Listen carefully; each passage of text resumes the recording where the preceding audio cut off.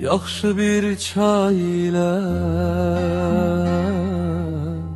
aran necədir?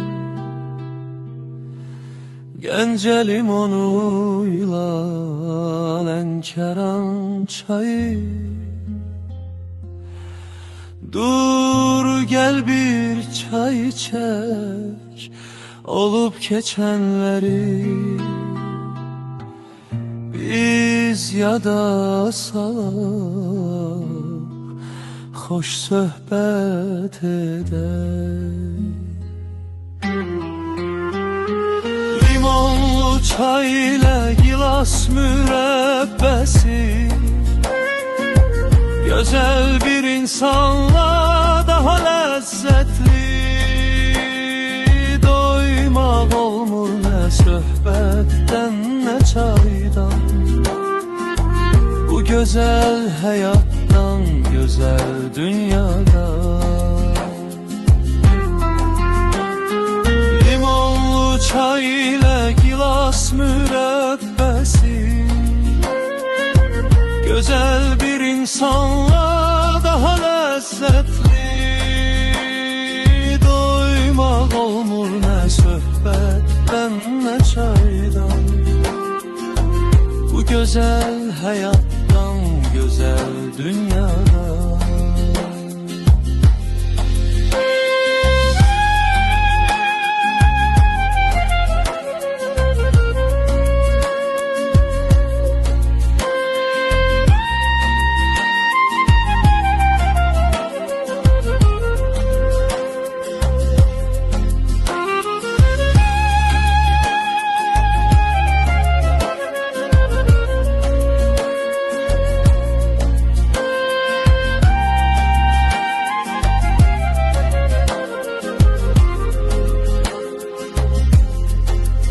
İlahi,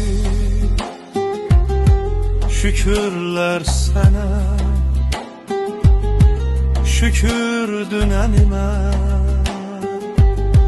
şükür bugünə. Nə yaxşı var belə gözəl insanlar, yoxsa adamlar bezər, darıxar, yorular. Limonlu çay ilə gilas mürəbbəsi, gözəl bir insanla daha ləzzətli. Doymaq olmur nə söhbətdən, nə çaydan, bu gözəl həyatdan, gözəl dünyadan. Limonlu çay ilə gilas mürəbbəsi, gözəl bir insanla daha ləzzətli. Doymaq olmur nə söhbətdən, nə çaydan, bu gözəl həyatdan, gözəl dünyadan, bu gözəl həyatdan, gözəl dünyadan.